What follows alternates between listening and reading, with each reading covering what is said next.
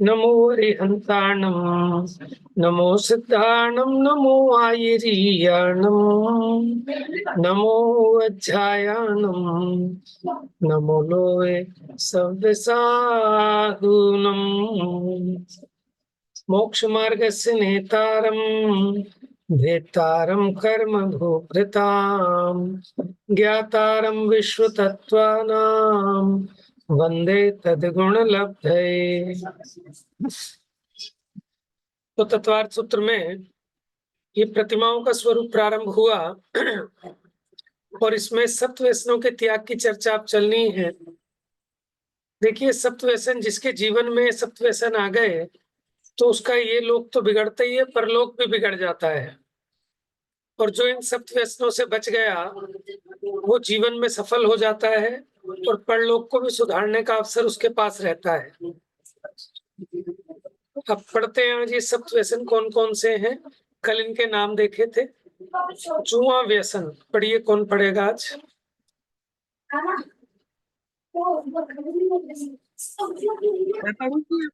पढ़िए पढ़िए। जुआ व्यसन गंजपात, चौपड़, शतरंज आदि संबंधी दांव पर धन लगाकर हार जीत होना जुआ व्यसन है। इससे पहले दाव का धन मेरा, दूसरे दाव का धन तुम्हारा, अथवा पहले दाव का धन तुम्हारा, दूसरे दाव का धन मेरा, इस प्रकार की वचनबद्धता पूर्वक हार होने पर अपना धन दूसरे को देना और जीत होने पर दूसरे का धन स्वयं ले लेना, इस प्रकार दाव के ऊपर धन की हार जीत करना जुआ है। इसमें लगा व्यक्ति हार जाने पर चोरी करता है, घर से तिरस्कृत होने पर चोरी के धन से वैश्य के घर जाकर काम सेवन करता है, वैश्य में आसक्त हो काम को पुष्ट करने के लिए मदिरा पान करता है, मांस भक्षण करता है, मांस नहीं मिलने पर स्वयं जीव को मारता है, अम्ल के मद में मांस की चाह होती है, अतः मदिरा पाई मांस भक्षी हो जाता है, चोरी में धन नहीं मिलने पर स्त्री सेवन करता है। इस प्रकार सातों व्यसनों का मूल एक जुआ व्यसन है। देखो, जुए में हारेगा तो भी ऐब करेगा, शराब पिएगा, और जीत जाएगा तो खुशी में भी शराब पिएगा। समझ में आया ना? तो जुआ जो है वो सारे व्यसनों की जड़ है। हाँ, आगे पढ़िए। जुआ सभी व्यसनों का जनक है, सभी पापों की खान है, अनेक आपदाओं का घर है। जुआरी अन्य के धन को लेने के लिए अपने समस्त द्रव्य को एक दाव पर ही लगा देता है, तब शेष दाव खाली रह जाते हैं। इसे इतना लोभ होता है कि चाहे अपयश हो, दरिद्रता आ जाए, मरण हो जाए, परंतु किसी भी प्रकार यदि अन्य का धन मेरा हो गया तो जीवन सफल मानता है। वह अन्य का धन लेने की चाह से जुए में दाव लगाने के लिए अपने रहने का घर, मकान, दुकान भी बेच देता है, महाकपट रूप छल करता है, धन के लिए मनुष्य का घात करता है, झूठ बोलता है, चोरी करता है।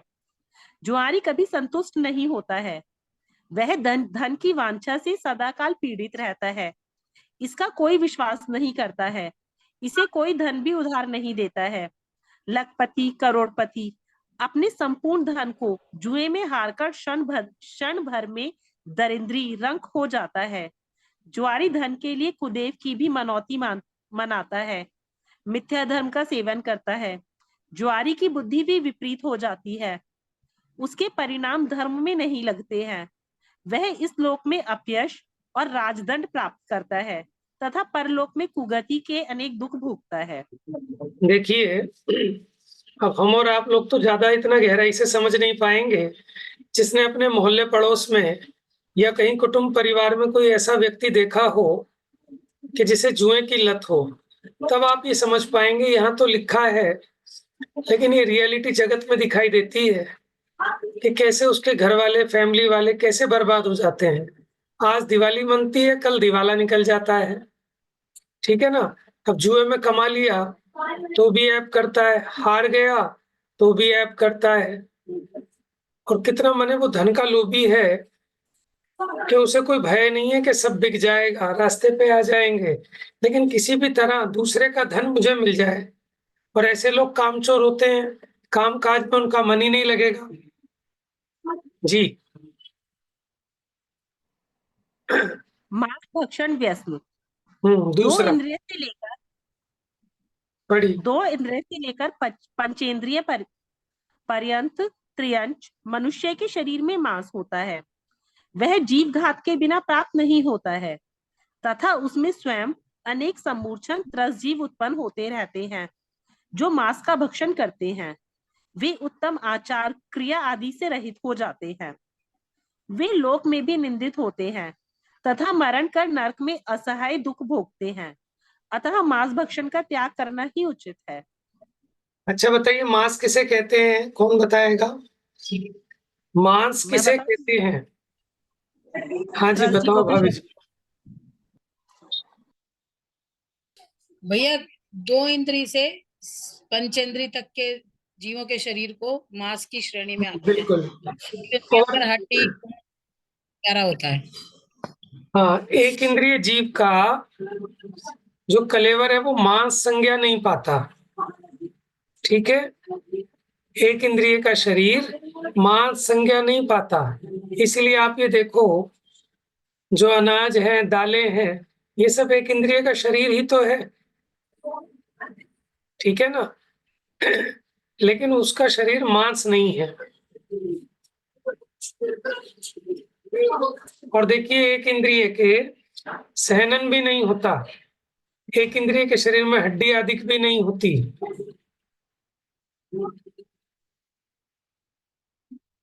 चलिए, मदिरा पान व्यसन। मदिरा पान व्यसन। गुड़, जव, महुआ, बेरी का जड़ आदि मदोत्पादक पदार्थों को बहुत दिनों तक जल में सड़ाकर अनेक लटे उत्पन्न हो जाने के बाद ये नाल से खींचकर मदिरा तैयार की जाती है। यह अनेक तरह जीवों के घात से निर्मित है। ज्ञान को भ्रमित कर प्रमाद उत्पन्न करती है। अपनी माता, बहन, पुत्री में भी पत्नी जैसी बुद्धि उत्पन्न करती है। पर स्त्री को भोगने में प्रवृत्ति करती है। इसे पीने वाला व्यक्ति हिताहित के विवेक से शून्य मदान को कुशील सेवन एक करता इंद्रिय के है। शरीर की मांस संज्ञा क्यों नहीं है? वह बहुत बकवास करता है। परेशान क्यों हो रही है? दिखाओ। मैं उसके शरीर में वो नहीं होते ना, सप्त धातुएं, सप्त धातुएं नहीं होती ना। नहीं होती, सहनन नहीं होता। ठीक है, नीचे लेयर के शरीर को स्लेव नहीं है, इसमें सहनन नहीं होता। ये तो बता दिया मैंने। देखिए, ये जो एक इंद्रिय जो है ना, इसको मांस संज्ञा नहीं है। ये तो आपको बताया है कि उसके शरीर में संगनन नहीं होता। जो वैक्रियक शरीर होते हैं देव और नारकियों के, उसमें भी संगनन नहीं होता। और ये जो एक इंद्रिय का शरीर है उसमें भी संगनन नहीं होता, माने हड्डी आदि नहीं होती। और अभी चेक कर रही है, मेरे ख्याल से ना इसमें जो आपकी सप्त धातुएं होती हैं, जैसे अब वो चेक कर रहे हैं, वैक्रिक शरीर में तो नहीं होती, नहीं होती इसमें। एक इंद्रिय में भी शायद नहीं होती है, लेकिन फिर भी कंफर्म करके बताएंगे। तो भैया, ये मदिरा का तो सब तमाशा देखते ही हैं दुनिया में। पहले तो लोग थोड़ा डरते थे, छुप के पीते थे, अब तो खुलेआम ये मदिरा सेवन चलता है। और ये मदिरा बनती कैसे है?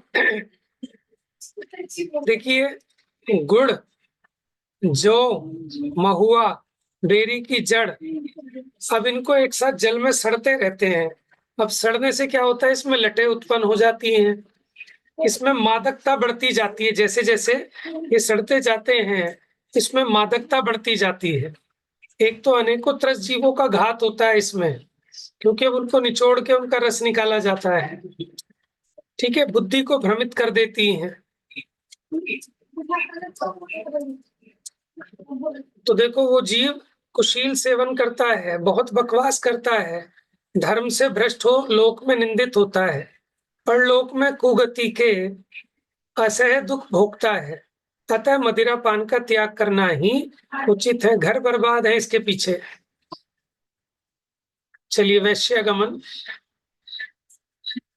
वैश्यागमन, स्त्रीगत लज्जा और भय से रहित हो, धन के लिए निशंकता पूर्वक अनेक पुरुषों के साथ काम सेवन करने वाली स्त्री वैश्य है। उसे चूड़ा, चमार, भील, मलेच, मुसलमान, कशाई आदि अनेक मनुष्य भोगते हैं। उसकी प्रीति धन से होती है, पुरुष से नहीं। वह धन लेने के लिए धनवान कुष्ठी पर भी प्रीति दिखाती है तथा धन से रहित कामदेव के समान पुरुष को भी छोड़ देती है। उसका तो मात्र धन से ही प्रयोजन है। वह नित्य ही मध्य मास का भक्षण करती है। जाति, कुल, आचार से भ्रष्ट हो वैश्या का संगम करने वाला व्यक्ति उत्तम कुलाचार संबंधी भोजन, पान आदि की समस्त क्रियाओं से भ्रष्ट हो जाता है। धर्म से च्युत हो उसकी बुद्धि निंद्य कार्यों में गलानी रहित निर्लज से प्रवृत्ति करती है। वह अपने धन को नष्ट कर देता है, ऊंची पदवी को बिगाड़ देता है, कुल को कलंकित कर वह वेश्या के हाव भाव, विभ्रम, विलास को अतिरागी हो देखता है। अपने मुख को विकार रूप करना हाव है। अपने चिंत की प्रसन्नता व्यक्त करने के लिए हास्य करना भाव है। अपनी दोनों बाहों को धनुष के समान वक्रता रूप टेढ़ा करना विभ्रम है। अपने दोनों नेत्रों से शरीर की सुंदरता दिखाना विलास है। वह इन राग रूप चेष्टाओं से पुरुष को अपने वश में करती है। वह उसमें आसक्त हो अपने कुल की मर्यादा भंग करता है। अतः वैश्या व्यसन का त्याग करना उचित है।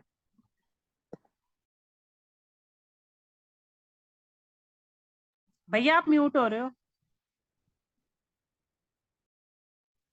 देखिए, आपने शब्द तो सुने हैं पहले, हाव भाव, विभ्रम, विलास, लेकिन यहाँ उनको परिभाषित भी कर दिया।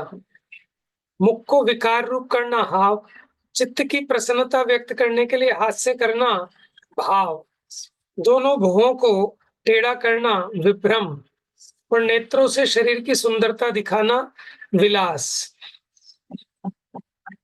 तो देखिए, ये तो लौकिक में भी सभी जीव परिचित हैं। माने सत्व व्यसन तो जगत भी उसकी निंदा करता है, सत्व व्यसन की। धर्म ही नहीं, जगत भी, जगत विरुद्ध भी है। अब शिकार खेलना। शिकार खेलना मांस के लिए या मनोरंजन मात्र के लिए संकल्प पूर्वक जीव का घात करना शिकार है। यह करुणामय, दयामय भाव को जड़ मूल से नष्ट कर धर्म से परामुख कर देता है। शिकार करने वाला उत्तम कुल के आचार विचार से भ्रष्ट हो परभव में नरक के असहाय दुख भोगता है। अतः इसका त्याग कर देना चाहिए। अन्य जीवों की आजीविका बिगाड़ देना, धनादि लुटवा देना, राजा से तीव्र दंड दिला देना इत्यादि भाव भी शिकार करने के समान ही है। देखिए, शिकार में इन्होंने और क्या कहा, किसी की आजीविका बिगाड़ देना, ठीक है, धन आदि लुटवा देना, राजा से तीव्र दंड दिला देना, ये भाव भी शिकार करने के समान है। अब चोरी करना। चोरी करना दूसरे के धन को दिए बिना ले लेना, रात्रि में फाटक तोड़कर, ताला काटकर, तोड़कर अन्य का धन ले लेना चोरी है। चोर जिसका धन चुराता है उसका परिवार कुटुंब धन रहित हो महादुख पाता है, मरण भी कर लेता है। अतः चोरी महा अनीति है। चोर की माता भी उसका विश्वास नहीं करती है। चोर के परिणाम धर्म में नहीं लगते हैं। वह माया रूप अनेक छल कपट करता है, राजा से भयंकर दंड पाता है। इसके भाव संतोष रूप नहीं होते हैं, बुद्धि में हिताहित का विचार नहीं रहता है। अतः स्वाध्याय, धर्म ध्यान में भी नहीं लगते हैं। शास्त्र स्वाध्याय और धर्म कथा सुनते समय भी उसका मन दूसरों के धन में ही लगा रहता है। उसने ठग के समान जगत को ठगने के लिए शास्त्र रूपी शास्त्र में आयुध ग्रहण किया है। धर्मात्मा तो प्राण जाने पर भी अन्य के धन की वांछा नहीं करते हैं। चोरी से दोनों लोग भ्रष्ट हो जाते हैं। इस लोक में बंदी गृह के दुख भोगता है और परलोक में दुर्गति प्राप्त करता है। अतः चोरी करने का त्याग करना ही उचित है। आगे देखते हैं पर स्त्री गमन। पर स्त्री गमन, अपनी विवाहित स्त्री को छोड़कर अन्य विधवा, कुमारी कन्या, सेविका,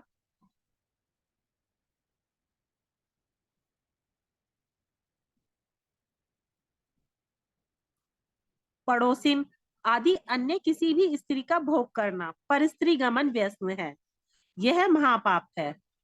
पर स्त्री लंपटी, निर्लज हो जाता है। वह अपनी बहन, बेटी आदि का भी कुछ विचार नहीं करता है। उसका लोक में अपयश होता है। राजा उसे दंड देता है। मरण कर नरक पहुंचने पर नारकी जीव लोहे की गर्म पुतली उसके अंग से लपेटते हैं। अतः पर स्त्री का भी त्याग करना उचित है।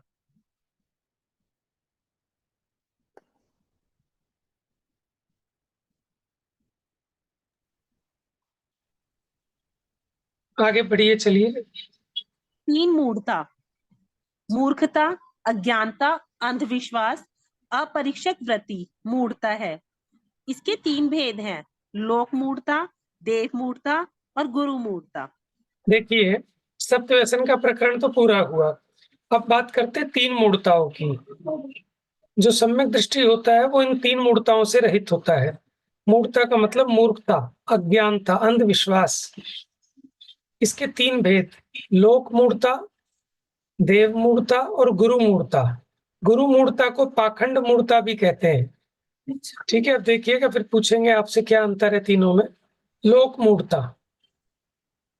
लोक मूढ़ता, गंगा आदि नदियों को तीर्थ मानकर उसके जल में स्नान से धर्म मानना, समुद्र की लहरें लेने में, पर्वत से गिरने में, अग्नि प्रवेश करने में धर्म मानना, स्नान करने में अपना शौच मानना, शरीर को शुद्ध मानना, कनागत या श्राद्ध करने में धर्म मानना, संक्रांति के दिन दान देना, ग्रहण में सूतक मान स्नान करना, दीपावली पर लक्ष्मी का पूजन करना, होली को मानना, सलूड़ो पायता, करवा चौथ, होई गूंगा, नौमी आदि मानना, उनका आचरण करना, शीतला भवानी को मानना, कलम दवात बही की पूजा करना, रोट तीज करना, देवी की सवामणि लापसी करना इत्यादि जिस कार्य के करने से धर्म की हानि हो उसे लोक लाज या भय से करना, ये सभी कार्य लोक मूढ़ता है।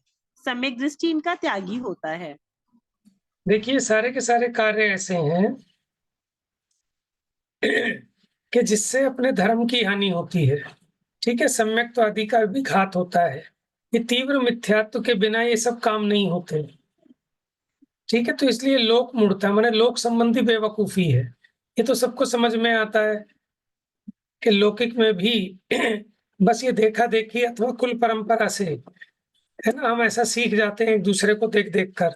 ये जितने भी बाने वाने निकालना है, ठीक है, और ये पुराने लोग ज्यादा करते थे, अब नए लोगों को तो कम पता है।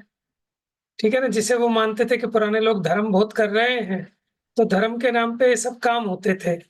और जो नई बहू आती थी वो कहती थी हमें तो कुछ पता नहीं, तो अम्मा जी बताएंगी, सासू माँ बताएंगी। तो धर्म के नाम पर ये लौकिक मूढ़ताएं की जाती हैं। गंगा में स्नान करने से सोचते हैं पाप धुल जाएंगे। शीतला, होली, चौथ यानी करवा चौथ, होली अष्टमी, देखो पुत्र को जीवित रखने के लिए होली अष्टमी करते हैं, पति को जीवित रखने के लिए करवा चौथ करते हैं।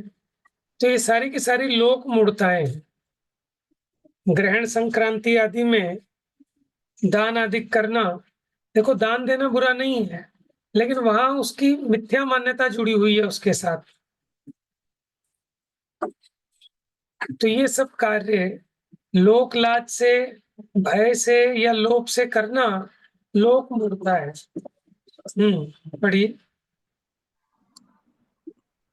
जो कार्य करने से अपना धर्म भी रहे और लोकाचार भी सधे, उस लोक रीति का तो उल्लंघन नहीं करना, परंतु जिस कार्य से धर्म की रक्षा होते हुए भी लोग उसे बुरा कहते हैं, तो लोगों के कहने से धर्म को नहीं छोड़ना। जिससे धर्म में दोष लगे ऐसी लोकरीति नहीं करना। जिससे अपना धर्म बिगड़े ऐसा कार्य करना उचित नहीं है। धर्म की रीति लोक से उल्टी है, अतः सम्यक दृष्टि जीव लोक मूर्ता से रहित होता है। देखिए, लोकाचार की मनाही नहीं है, लेकिन जिस लोकाचार से अपना धर्म बिगड़ता हो, अपने सम्यक तो अधिक में दूषण लगता हो, तो उस लोकाचार का पालन नहीं करते हम। ठीक है ना? अब लौकिक में कोई बुरा माने चाहे भला माने, अब जैसे कुदेवों को नहीं पूजते, होलिका दहन नहीं करते, दिवाली पर लक्ष्मी की पूजा नहीं करते, तो अब लोग बुरा कहें सो भला कहें, ऐसे लोकाचार का सम्यक दृष्टि त्यागी होता है। लेकिन जिससे अपने श्रद्धा नहीं बिगड़े, अपना धर्म नहीं बिगड़े, तो ऐसे लोकाचार को पालन करना ही चाहिए। हाँ जी, आगे। स्नान करके स्वयं को पवित्र मानने वालों के लिए मार्गदर्शन। आत्मा अमूर्तिक है, अतः उस तक तो स्नान पहुंचता ही नहीं है, तथा शरीर तो महा अपवित्र ही है। उसके संयोग से तो चंदन, केशर, इत्र, फुलेल आदि सुगंधित वस्तुएं भी दुर्गंधित हो जाती है। लोक की पवित्र वस्तुएं भी शरीर के संयोग से अपवित्र हो जाती हैं। कोई हड्डी चर्म के गिरने से, कोई लार के लगने से, कोई रुधिर, कफ, राद, मल मूत्र के स्पर्श से अशुचि हो जाती है। देह के 9 द्वारों से सतत मल बहता रहता है, उसमें हड्डी, मांस, रुधिर, चर्म आदि अशुचि वस्तुएं ही हैं। वह स्नान से कैसे शुद्ध होंगी? जैसे कोयला दूध से धोने पर सफेद नहीं होता है, ज्यों ज्यों धो त्यों त्यों कालीमा ही निकलती है। उसी प्रकार देह को ज्यों ज्यों धो त्यों त्यों मलिनता ही प्रकट होती है। अतः स्नान से शरीर को पवित्र मानना, स्नान करने में धर्म मानना तीव्र मिथ्यात्व है। यदि गंगा आदि के जल स्नान से धर्म होता हो तो मेंढक, मछली, मगर, कछुआ आदि तो जल में ही रहते हैं। गोताखोर, धीवर आदि भी डुबकी लगाते रहते हैं, उनकी मुक्ति हो जाना चाहिए थी। तब व्रत, क्रिया, दान, पूजा, तप आदि धार्मिक अनुष्ठान निष्फल सिद्ध होंगे। परंतु स्नान से अंतरंग की शुद्धता नहीं होती है, अतः धार्मिक अनुष्ठान निष्फल नहीं है। स्नान से शरीर का बाह्य मल ही धुलता है। देखिए, अगर स्नान करने से अंतरंग की शुद्धि हो जाती, तो फिर तो बाकी सारे जो धर्म की क्रियाएं हैं वो सब निष्फल रहती। कोई क्यों स्वाध्याय आदि करता, कोई क्यों व्रत, तप, उपवास, प्रायश्चित, प्रतिक्रमण आदि करते। बस स्नान किया, डुबकी लगाई और सारा मैल धुल जाता। लेकिन ये तो लोक मूढ़ता है। पढ़िए। जिसने अपनी आत्मा ज्ञान रूपी समुद्र को नहीं देखा है, समता नामक नदी नहीं देखी है, तत्व रूपी द्रह में प्रवेश नहीं किया है, वह जीव गंगा आदि नदी के स्नान में धर्म मानता है। देखिए, जो कितनी निश्चय बात बताई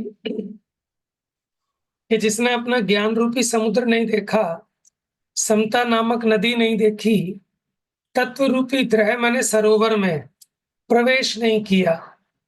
ठीक है ना? तो ऐसे अज्ञानी जीव जिन्हें अपने स्वरूप की खबर नहीं है, जिनको ये नहीं समझ में आ रहा कि मेरी शुद्धि मेरे स्वरूप में मग्न होने से होगी, गंगा में मग्न होने से आत्मा की शुद्धि होने वाली नहीं है।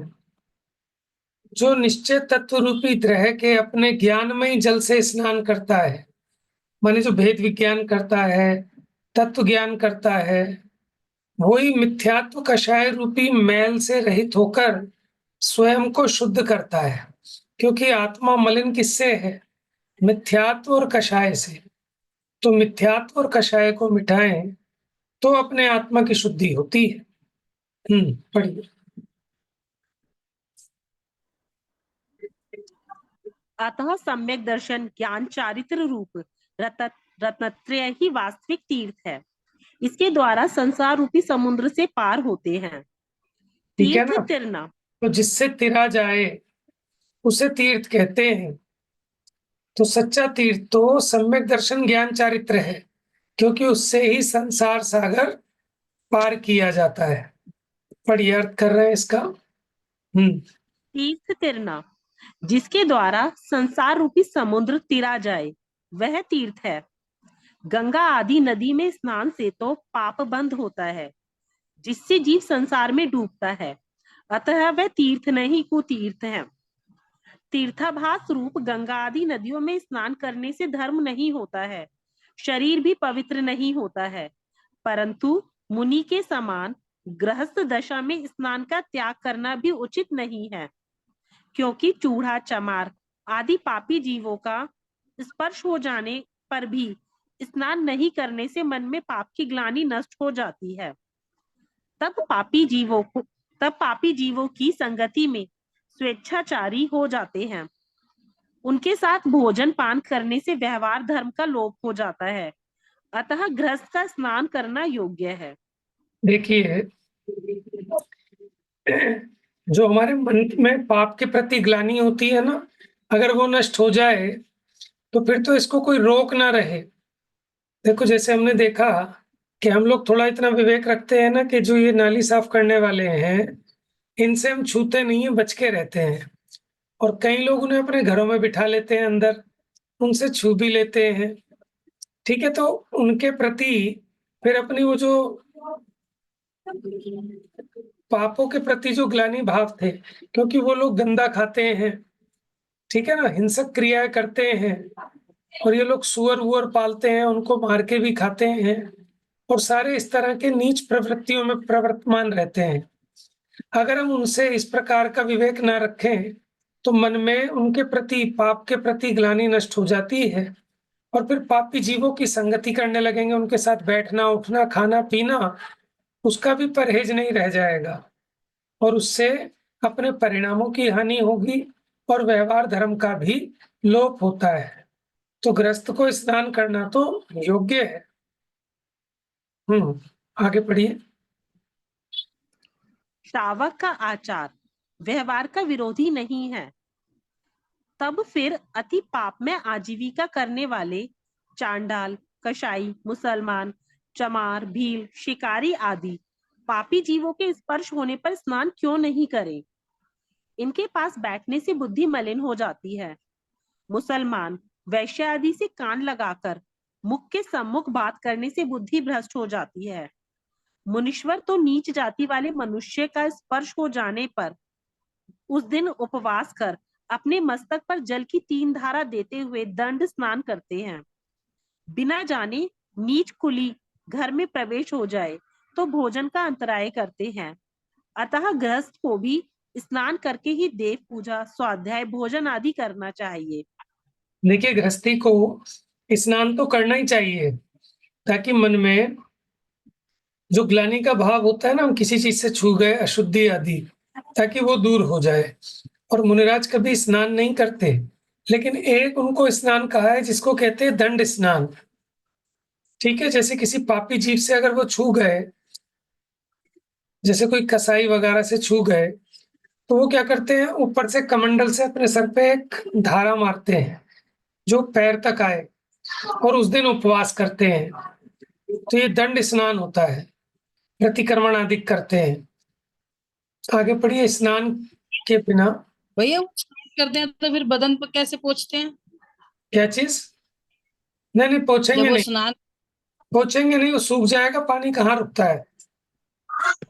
और दूसरी बात, जैसे जंगल में है अगर मुनिराज और कोई मांसाहारी पशु उनसे छू जाए तो तब भी ऐसे दंड स्नान करेंगे?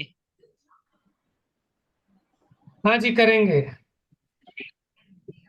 ठीक। वहां तो एक्चुअल में क्या है कि अपनी शुद्धि के लिए, क्योंकि मन में भी पाप के प्रति ग्लानि रहती है इस अपेक्षा, और वो जो छुएगा ना, फिर वो छोड़ेगा कहाँ महाराज को। वो तो जो शिकारी इस प्रकार के, इस तरह के हैं, तो वो तो फिर उन पे हमला ही करेंगे, क्या करेंगे। ठीक। ठीक है, बाकी अभी तो इसमें यही आया कि मनुष्यों के संबंध में ही आया, क्योंकि ये सब किस लिए, देखो आप, लोग कहते ना, तो जी मन की बात है, मन की बात है। कोई मुर्दा घाट में जाके भी स्नान नहीं करते, घर में ऐसे ही सब लग जाते हैं। ठीक है ना, कोई बसों में बैठ के आए और कैसे-कैसे लोगों से छूते हैं, लेकिन कोई परहेज नहीं रखते, हॉस्पिटलों में होके आते हैं, परहेज नहीं रखते, तो उनके मन में आप ही देखो, उन सब चीज़ों की मर्यादा और परहेज वो मिट जाता है, फिर उनको ग्लानि भी नहीं आती, फिर वो सारे वैसे ही अशुद्ध आचरण होने लगते हैं। और जब तक मन में उन पापों के प्रति ग्लानि रहती है, तो हम बहुत सारे पापों से बच जाते हैं। ठीक है? इसलिए अपने यहाँ व्यवहार शुद्धि का भी विधान है मन की शुद्धि के लिए। हुँ, बढ़िया। ठीक है। स्नान के बिना ये कार्य करने में हीनाचारीपना व्यक्त होता है। उत्तम कुल की रीति बिगड़ती है। स्त्री संगम किया हो तो स्नान बिना शास्त्र, जिन मंदिर के उपकरण आदि नहीं छुए। मुर्दे को दग्ध किया हो तो उसकी मजल या शव यात्रा में गया हो, शौर हजामत, केश कर्तन कराया हो, रसवाला स्त्री को स्पर्श किया हो, इत्यादि कारणों में स्नान करना योग्य है। जिन धर्मी तो चांडाल आदि के शरीर की छाया पड़ने से भी मलिनता मानते हैं। मल मूत्र हड्डी, पढ़ू भैया? पढ़िए, पढ़िए। मल मूत्र हड्डी, चर्म, कफ, थूक, राद, लोहू आदि को जिस अंग से स्पर्श हुआ हो, उस अंग को शीघ्र ही धोना उचित है। यदि गृहस्थ उसकी गिलानी नहीं करे तो नीच और उच्च जाति के आचरण में कुछ भेद ही नहीं रहे। जाति व्यवहार का लोप होने से उच्च और नीच कुली का आचार समान हो जाता है, जिससे व्यवहार आचार बिगड़ जाने से महापाप का बंध होता है। परमार्थ की सिद्धि व्यवहार धर्म की शुद्धता पूर्वक होती है, अतः उसके लिए इसे करना योग्य है।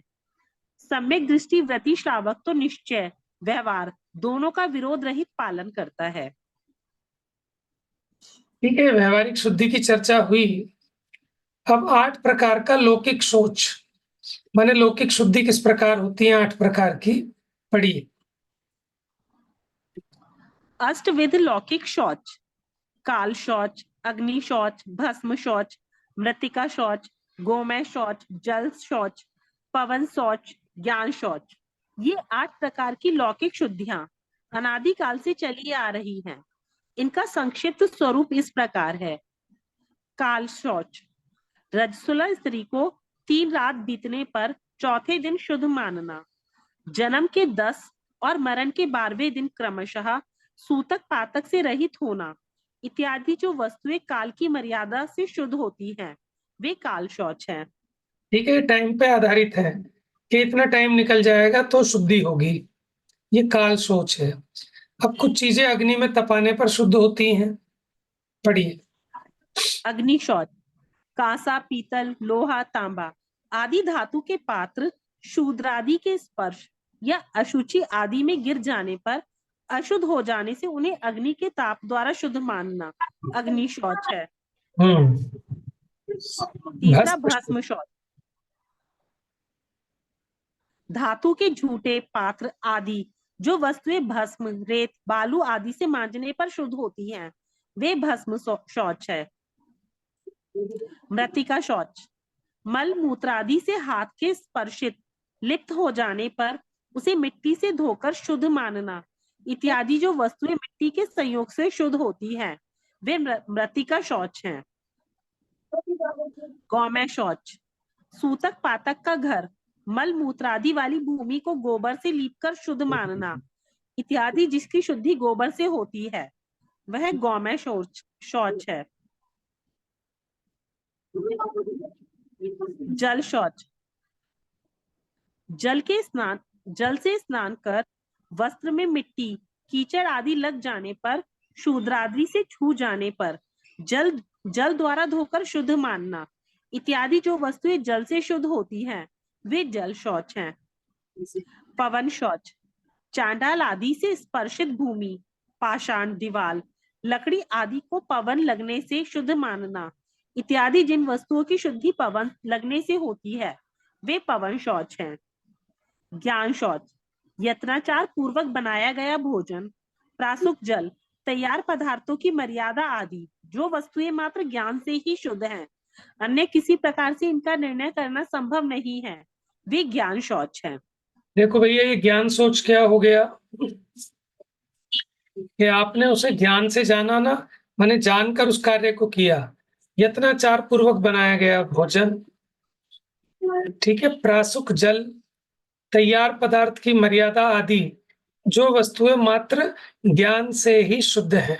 आपको उस संबंध में ज्ञान हो तभी उसकी शुद्धि हो सकती है, उस संबंध में ज्ञान नहीं हो तो उसकी शुद्धि नहीं होती। अन्य किसी प्रकार से इनका निर्णय करना संभव नहीं है। आपको देख के तो पता नहीं चलेगा उसमें कि शुद्ध है कि अशुद्ध है, आप अपने ज्ञान से ही जान सकते हैं। वे ज्ञान सोच है, माने ज्ञान के द्वारा शुद्ध की जाती हैं। ये 8 सोच लोक मान्य है। यथा योग्य इन्हें करने से मन की ग्लानि मिट जाती है, व्यवहार शुद्धता प्रकट होती है। इन्हें अस्वीकार करने पर धर्म का व्यवहार बिगड़ जाता है। टाइम होने वाला है, वैसे थोड़ा सा एक आध पैराग्राफ और पूरा कर लेते हैं। पढ़िए। अपने घर से स्नान कर ही जिन मंदिर जी जाना, वहां हाथ पैर धोकर ही अंदर प्रवेश करना। स्नान के बिना पूजन सामग्री, पात्र,